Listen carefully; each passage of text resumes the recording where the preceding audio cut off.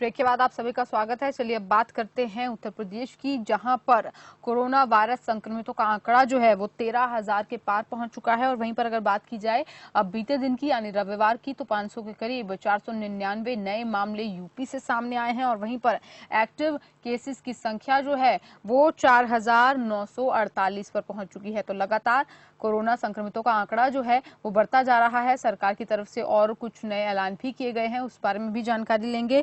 आकाश सोनी अलीगढ़ से हमारे साथ जुड़ चुके हैं, अलीगढ़ के बारे में जानकारी लेंगे। जी आकाश, सबसे पहले बात करेंगे कोरोना वायरस की। अलीगढ़ में कोरोना वायरस को लेकर क्या कुछ स्थिति बनी हुई है, कितने नए मरीज सामने आए हैं, क्या कुछ आंकड़ा है? जी आकाश। शगुन जी, मैं बताना चाहूंगा, इस समय अलीगढ़ में 293 एक्टिव केस कोरोना के हो चुके हैं, जिसमें कि 168 स्वस्थ होकर अपने घर जा चुके हैं और 21 लोगों की जान जा चुकी है। जी। और इसके बावजूद जब से अनलॉक हुआ है तब से अब तक की मरीजों की संख्या लगातार बढ़ती जा रही है, जिसका मुख्य कारण है कि लोगों में समझदारी नहीं है और वो इसके प्रति जागरूक नहीं हो पा रहे हैं। जी आकाश, वहीं पर अगर बात की जाए तो क्या कुछ वजह सामने आ रही है जो मरीज लगातार बढ़ते जा रहे हैं? क्या व्यवस्थाओं की कमी नजर आ रही है या फिर लोगों की लापरवाही देखने को मिल रही है? लोगों की लापरवाही खास तौर से देखने को मिल रही है, क्योंकि प्रशासन और शासन अपने तरीके से संपूर्ण सहयोग जनता के बीच में कर रहे हैं जी। लेकिन इसमें सबसे ज्यादा लापरवाही जनता की ही देखी जा रही है, जहाँ सोशल डिस्टेंसिंग का पालन बिल्कुल नहीं हो पा रहा है और ना ही मास्क का प्रयोग हो पा रहा है।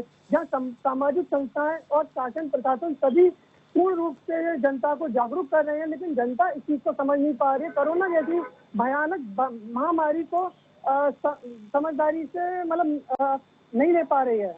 जी, वहीं आकाश, यूपी सरकार की तरफ से कुछ नए नियम कानून भी जो है लागू किए गए हैं। मल्टी स्टोरी बिल्डिंग में किसी भी फ्लोर में अगर कोरोना संक्रमित मरीज पाया जाता है तो पहले जहां पर 21 दिनों के लिए सील किया जाता था, अब वहां पर 14 दिन के लिए सील किया जाएगा।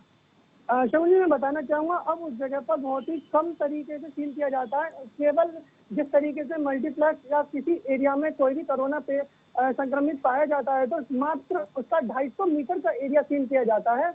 अदर एरिया को सील नहीं किया जा रहा है। जी जी, वहीं आकाश, अलीगढ़ में आज क्या कुछ खास रहने वाला है?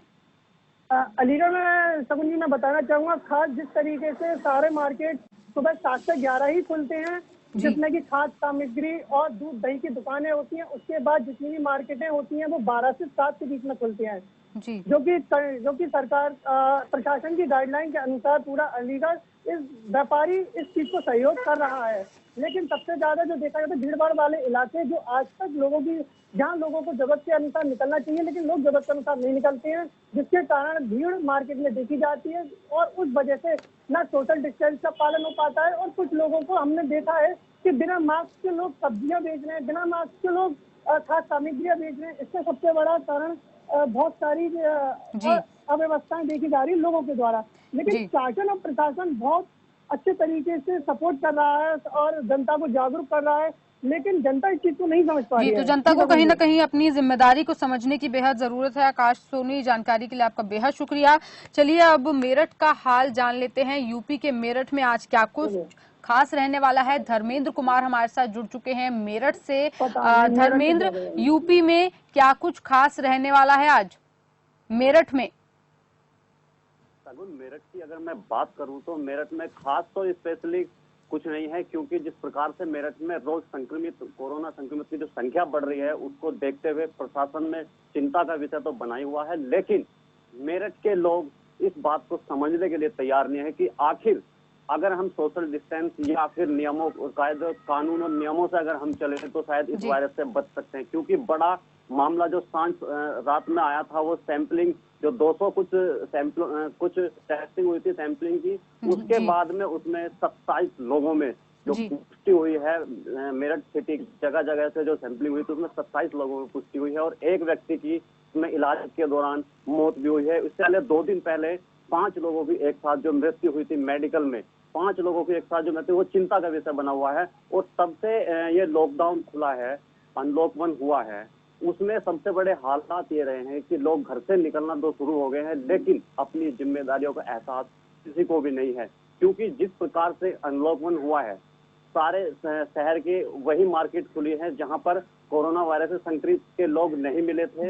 रेड जोन है वहां से बिल्कुल नहीं खुला है। हॉटस्पॉट जहां पर बनाए हुए थे वहां पर बिल्कुल नहीं खुला है। केवल उन्हीं जगह को खोला गया था जहां पर संक्रमित लोगों की संक्रमित संख्या नहीं थी बिल्कुल भी। लेकिन अब जाकर जब से वहां की मार्केटें भी खोल दी गई हैं, कुछ मॉल भी खोल दिए गए हैं, जगह जगह जब खोल कि अब संख्या जो लगातार बढ़ती जा रही है। अब सिटी से अब गांव की तरफ ये संक्रमण धीरे धीरे अग्रसर होता दिख रहा है, क्योंकि अभी 2-3 दिन में 2-3 गांव है मेरठ के थाना प्रतापपुर क्षेत्र से ही, वहां से 2-3 लोगों में पुष्टि हो चुकी है गांव के लोगों, क्योंकि गांव के लोग अब मार्केट में जाने लगे हैं। और जो हॉटस्पॉट क्षेत्र से या रेड जोन से लोग निकलकर उन जगह आ रहे थे, मार्केटिंग में उन जगह आ रहे थे, उसके बाद में उन लोगों से मिलने के बाद में जो संक्रमित की संख्या जो लगातार बढ़ती हुई और इजाफा हो रहा है, अब इसमें चिंता का विषय बना हुआ है कि तो यहाँ पर अनलॉक 1 के बाद लोगों को जहाँ पर ढील दी गई वहीं पर लोगों के अंदर लापरवाही जो है वो बढ़ गई है। लोगों की तरफ से लापरवाही की जा रही है।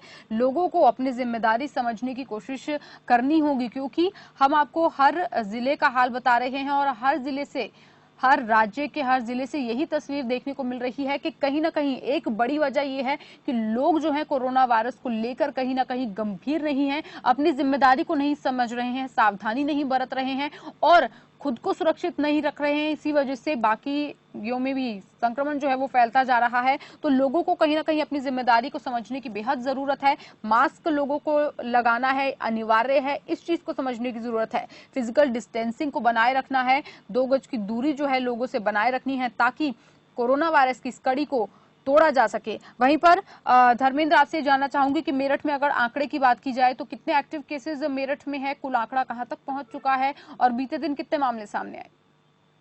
अगर आंकड़े की बात करूं तो 630 तक आंकड़ा जा पहुंचा है और एक्टिव केस लगभग 200 एक्टिव केस अब हैं जो फिलहाल जिनका ट्रीटमेंट चल रहा है।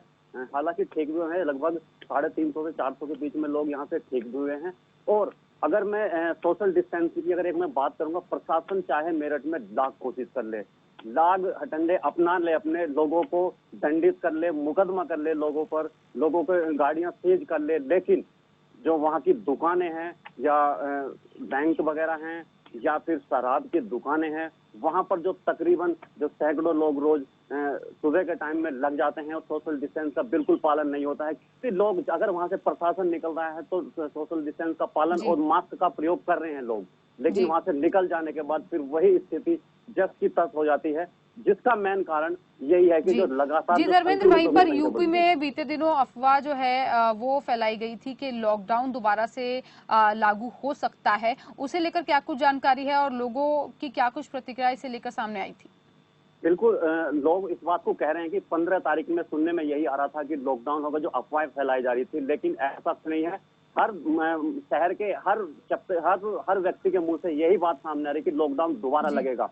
हालांकि अभी तक ऐसा मेरठ में कोई संकेत भी नहीं है, ना ही लॉकडाउन लगने के द्वारा कोई ऐसे कोई चर्चा हुई है इसमें अधिकारियों के बीच में। लेकिन लोग एक चिंता का विषय लोगों के अंदर बन जाए कि दोबारा से वो भय दोबारा से आ जाता है कि गरीब लोगों के अंदर सबसे ज्यादा चिंता बनती है, क्योंकि उन्हें फिर से खाने के लाले पड़ेंगे और सरकार द्वारा लाख कोशिश करने के बाद में गरीबों को खाना मुहैया कराया जाएगा, उसको भी एक टाइम ही खाना मिल पाता है ठीक से। सबसे ज्यादा दिक्कतें मुश्किलें जो आएंगी वो गरीब लोगों को आएंगी, उन्हीं को इस चीज की चिंता सताई जा रही है। लेकिन फिलहाल अधिकारियों की तरफ से ऐसी कोई घोषणा नहीं है कि या फिर ऐसी कोई सूत्रों के हवाले से कोई खबर नहीं है कि लॉकडाउन जो है दोबारा से लागू किया जाएगा। वहीं पर अगर बात की जाए टेस्टिंग की, तो अगर एवरेज टेस्टिंग की बात की जाए तो प्रतिदिन कितनी टेस्ट जो है कोरोना वायरस के करवाए जा रहे हैं?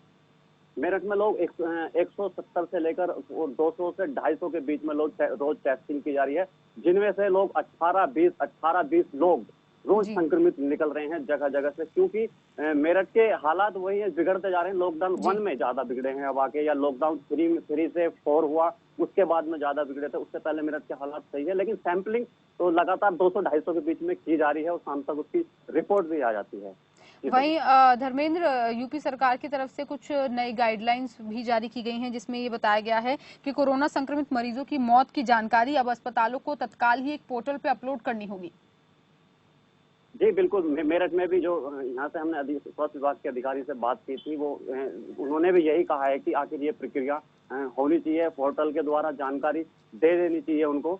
इसके बाद में इसमें चर्चा भी हुई है और जी बाकी आगे के जो निर्देश और पालन होंगे उसके बाद में ही आगे प्रशासन इस पे कार्रवाई भी करेगा, या फिर इस पे आगे का जो मंथन होगा, मंथन चल रहा है उनका, उसके बाद में ही चर्चा होने के बाद में इस पे आगे की प्रक्रिया शुरू की जाएगी। और जी मेरठ में जो बात की जाए तो अब जो लगातार जो संख्या जो बढ़ रही है वो तो केवल सोशल डिस्टेंस और लोगों में जी, जागरूकता तो की लोगों को कमी। कहीं ना कहीं अपनी जिम्मेदारी को समझने की बेहद जरूरत है। धर्मेंद्र हमारे साथ जुड़ने के लिए, जानकारी देने के लिए बेहद शुक्रिया। चलिए अब बात करेंगे यूपी के प्रतापगढ़ की। केशव पांडे हमारे साथ जुड़ चुके हैं, उनसे जानकारी लेते हैं आज प्रतापगढ़ में क्या कुछ खास रहने वाला है। जी केशव, आज प्रतापगढ़ में क्या कुछ खास रहने वाला है? देखिए, अगर बात की जाए प्रतापगढ़ जिले की, तो जब से कोरोना लॉकडाउन लगा है, लॉकडाउन था 2 महीने से ज्यादा का लॉकडाउन था, तो प्रतापगढ़ की अगर बात करें तो प्रतापगढ़ में अभी तक कोरोना मरीजों की संख्या लगभग 96 हो चुकी है। लेकिन यहाँ पर ये स्थिति सामान्य बताई जा रही। हर रोज यहाँ कोरोना के पॉजिटिव नहीं पाए जा रहे हैं और 96 में से लगभग 81 लोग जो है कोरोना की जंग जीत चुके हैं। और उसमें सबसे बड़ी खबर ये प्रतापगढ़ से आ रही है कि जो सीएमओ है प्रतापगढ़ के डॉक्टर अरविंद श्रीवास्तव, उनका बेटा भी कोरोना पॉजिटिव पाया गया है। जो कहीं किसी दूसरे जिले में रहता था, वो बैंक में काम करता था, वो कल शाम को आया, 2 दिन पहले आया, तो कल ये पता चला कि वो भी कोरोना पॉजिटिव पाया गया है।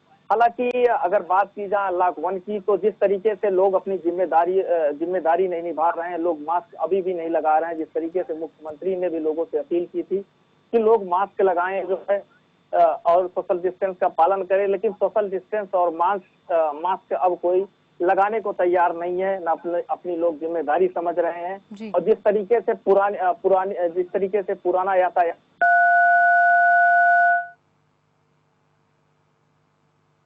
जी केशव, हमें आपकी आवाज नहीं मिल पा रही है, एक बार फिर से जुड़ने की कोशिश करेंगे। तो यहाँ पर प्रतापगढ़ की बात हो रही थी और केशव ने जिस तरीके से बताया कि केशव, आपको मेरी आवाज मिल पा रही है? तो एक बार केशव, आपको मेरी आवाज मिल पा रही है? तो यहाँ पर संवाददाता को हमारी आवाज नहीं मिल पा रही है, एक बार फिर से संपर्क साधने की कोशिश करेंगे। तो जिस तरीके से हमारे संवाददाता केशव पांडे ने बताया कि सीएमओ के डॉक्टर जो हैं, डॉक्टर के बेटे संक्रमित पाए गए हैं कोरोना वायरस से। एक बार फिर से केशव पांडे हमारे साथ जुड़ चुके हैं। केशव, आपको मेरी आवाज मिल पा रही है? जी जी जी, आप अपनी बात पूरा कीजिए। तो जिस तरीके से मैं आपको बता रहा था कि कल सीएमओ के बेटे कोरोना पॉजिटिव पाए गए थे, लेकिन अनलॉक 1 के बाद जनता खुद अपनी जिम्मेदारी कहीं न कहीं निभा नहीं रही है।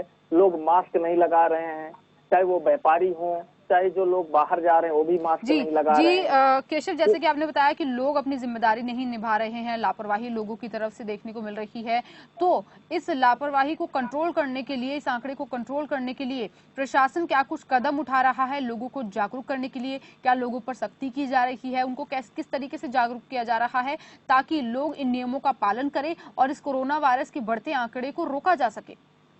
देखिए, मैं आपको बता दूं कि जो शुरू में जिस तरीके से लॉकडाउन लगा था, तो प्रशासन के लोग जागरूक किए थे, लेकिन अब प्रशासन के लोग ज्यादातर कहीं दिखते नहीं है ग्रामीण इलाकों में कि लोगों को जागरूक करे, बताएं। अब सब अपने इच्छा अनुसार लोग काम कर रहे हैं। जिसकी मर्जी है वो मास्क लगाएगा, जिसकी मर्जी है वो मास्क नहीं लगाएगा। इस तरीके से प्रतापगढ़ का पोजीशन बना हुआ। तो कहीं ना कहीं प्रशासन की ओर से भी लापरवाही देखने को मिल रही है। प्रशासन की तरफ से कोई सख्ती नहीं की जा रही लोगों पर, अगर वो सोशल डिस्टेंसिंग, फिजिकल डिस्टेंसिंग का उल्लंघन करते हैं या फिर मास्क नहीं लगाते हैं, कोई चालान नहीं काटे जा रहे? देखिए, मैं आपको ये बताना चाहता हूँ कि एक प्रतापगढ़ में पट्टी इलाका है जहाँ से कैबिनेट मंत्री राजेंद्र प्रताप सिंह मोती सिंह का घर है।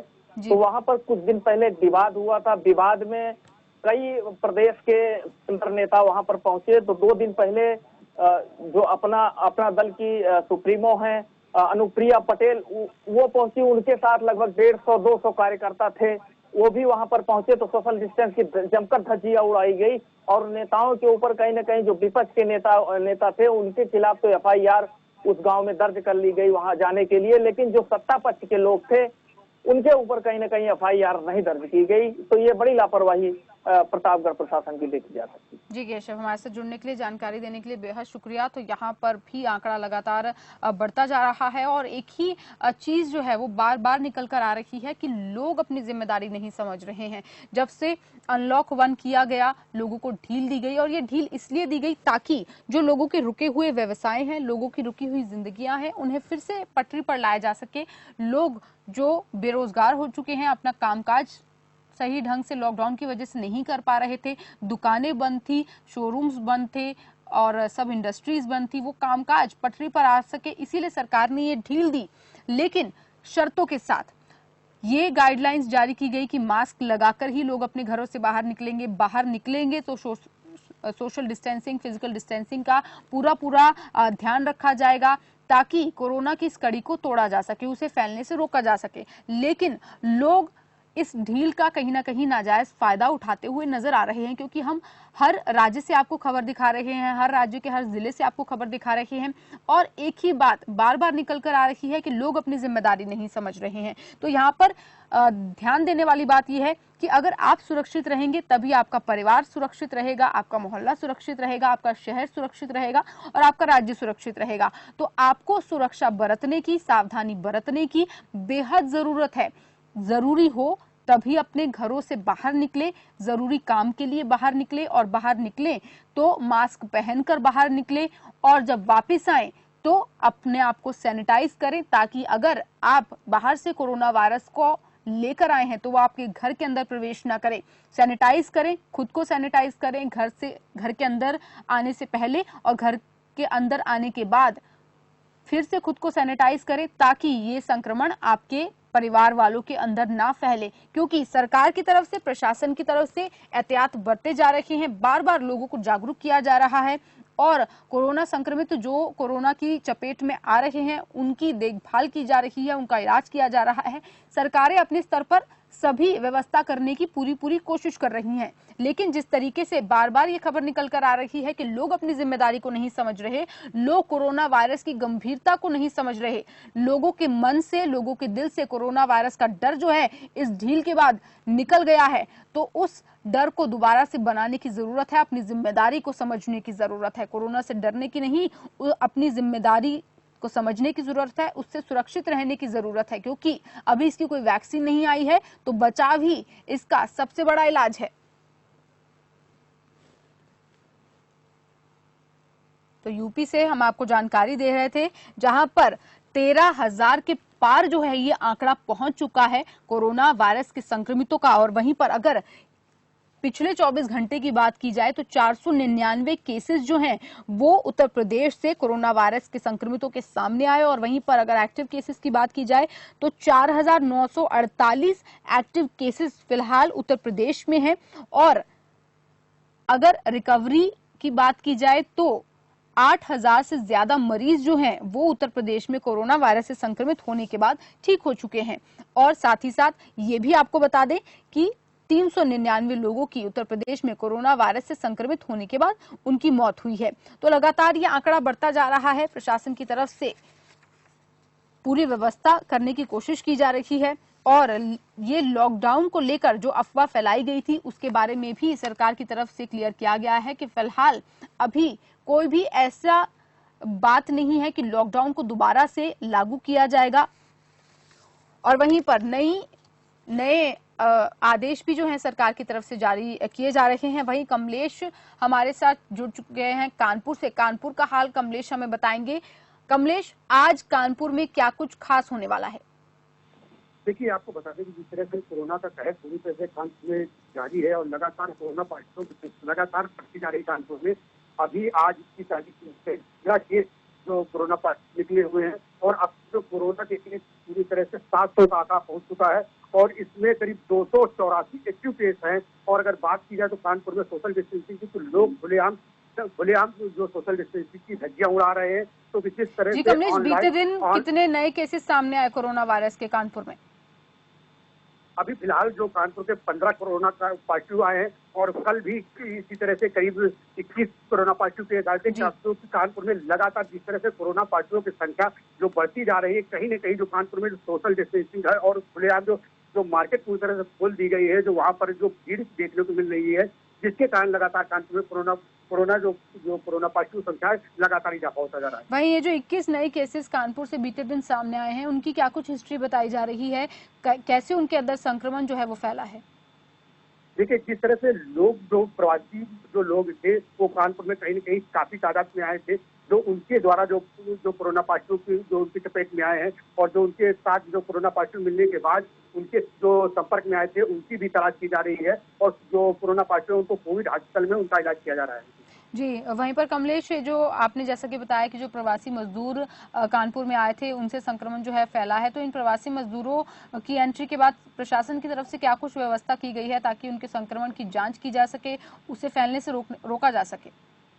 देखिए, जिस तरह से जो प्रवासी मजदूर आए थे उनको कहीं न कहीं जो प्रशासन की तरफ से कहीं न कहीं तो लापरवाही देखने को मिली है। जिस तरह से प्रवासी मजदूर आए उनकी कोई भी पहले टेस्टिंग नहीं की गई थी। अगर टेस्टिंग की जाती तो कानपुर में जिस तरह से कोरोना पॉजिटिव की संख्या में लगातार बढ़ोतरी हो रही है वो कहीं न कहीं न होती। जी कमलेश, वहीं पर अगर टेस्टिंग की बात की जाए तो प्रतिदिन एवरेज कानपुर में कितने टेस्ट करवाए जा रहे हैं कोरोना वायरस के?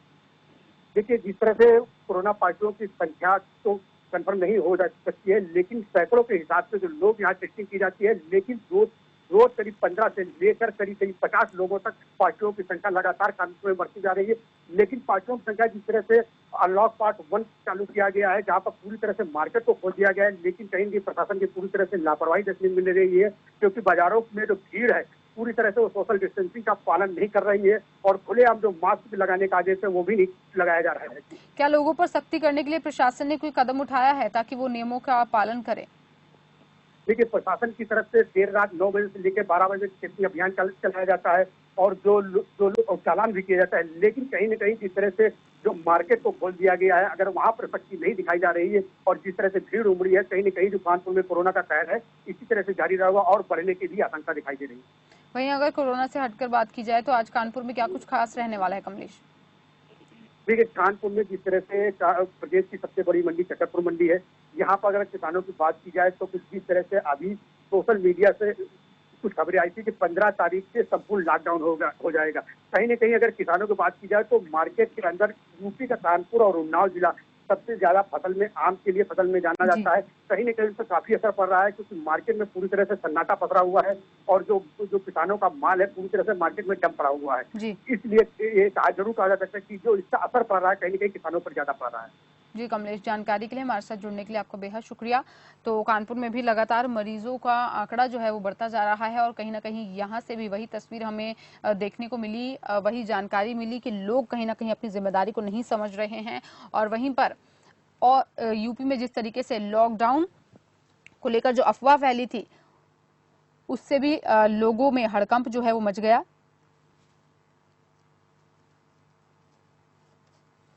वहीं अब हम रामपुर का हाल जानेंगे। फहीम खान हमारे साथ रामपुर से जुड़ चुके हैं। आज रामपुर में क्या कुछ खास रहने वाला है वो उनसे जानकारी लेंगे। सबसे पहले फहीम, बात करेंगे कोरोना की। कितने आंकड़े हैं रामपुर में कोरोना के? कितने नए केसेस बीते दिन सामने आए और कहां तक ये आंकड़ा पहुंच चुका है? कितने लोग ठीक हुए हैं? कितनों की मौत हुई है? पूरी जानकारी कोरोना वायरस को लेकर।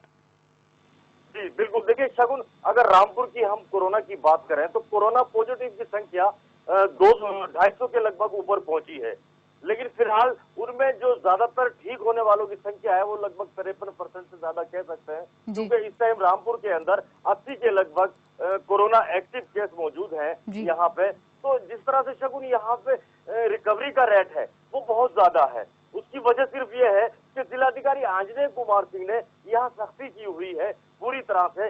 जो लॉकडाउन का पालन है उसको कराने के लिए वो खुद भी निकल रहे हैं, चाहे दूल्हा हो या दुल्हन, अगर मास्क नहीं लगाया हुआ है उसने तो उसके ऊपर जुर्माना भी लगाया जा रहा है। तो इस तरह से कई वाकये सामने आ रहे हैं हमारे, जो हम देखें कि रामपुर के अंदर कोरोना के जो मामले हैं उसमें अगर मौत की हम बात करें तो 2 मौतें यहाँ रामपुर के अंदर हुई हैं। बाकी जो कोरोना के एक्टिव केस हैं उनकी संख्या बहुत ज्यादा नहीं है, बहुत तेजी से वो नीचे आ रहे हैं। उसकी वजह साफ है कि यहाँ पे कोरोना को रोकने के लिए पूरी भरपूर रोकथाम की जा रही है। जी शगुन। जी, तो जिस तरीके से हम बाकी जिलों से देख रहे हैं कि लोग अपनी जिम्मेदारी को नहीं समझ रहे हैं, कहीं ना कहीं लापरवाही लोगों की तरफ से देखने को मिल रही है। वहीं पर फहीम ने हमें बताया है कि सख्ती के कारण लोग जो हैं कंट्रोल में हैं, मास्क लगा रहे हैं, फिजिकल डिस्टेंसिंग का पालन यहाँ पर किया जा रहा है, जिस वजह से रिकवरी रेट जो है वो अच्छा हो गया है। 53% जो है रिकवरी रेट हो गया है। लोग जल्द ठीक हो रहे हैं कोरोना वायरस से। वहीं पर अगर बात की जाए कोरोना से हटकर आज क्या कुछ खास रहने वाला है रामपुर में? जी हाँ, देखिए आज बहुत बड़ी खबर है रामपुर जिले के लिए, बल्कि उत्तर प्रदेश के लिए। आज सपा सांसद आजम खान की जमानत पे सुनवाई होनी है। 5 मामले उनके लगे हुए हैं। शत्रु संपत्ति से के अलावा भी कई मामले उनके लगे हुए हैं, जिसमें उनकी जमानत होनी है। तो आज जो है अपने आप में रामपुर में बहुत खास होने वाला है, क्योंकि आजम खान की तरफ से उनके अधिवक्ताओं ने पूरी तैयारी की हुई है, तो सरकार ने भी अपनी तरफ से पूरी तैयारी कर रखी है कि वो इसका विरोध करें और आजम खान की जमानत को न होने दें। लेकिन अब दोनों तरफ की जो बहस होगी उसमें देखना ये दिलचस्प होगा कि किस तरह से अब फैसला अदालत का आता है, क्योंकि अदालत जो है दोपहर के बाद सुनवाई चालू होगी, उसके बाद में फैसला आएगा। जी शगुन। जी फहीम खान, जानकारी के लिए बेहद शुक्रिया, हमारे साथ जुड़ने के लिए शुक्रिया। तो लगातार यहाँ पर सख्ती जो है वो की जा रही है लोगों पर, सोशल डिस्टेंसिंग को लेकर, फिजिकल डिस्टेंसिंग को लेकर, मास्क को पहनने को लेकर, जिसके चलते ही यहाँ पर रिकवरी रेट रामपुर में जो है वो बेहद ही बढ़ता जा रहा है और लोग जल्द से जल्द ठीक होते जा रहे हैं। और वहीं पर आपको बता दें कि आज रामपुर में एक खास खबर भी रहने वाली है कि सपा सांसद आजम खान जो है यहाँ पर सुनवाई जो होगी। चलिए, ये बात हमने की उत्तर प्रदेश की, और अब उत्तर प्रदेश के बाद हम बात करेंगे राजस्थान की, लेकिन इस छोटे से ब्रेक के बाद।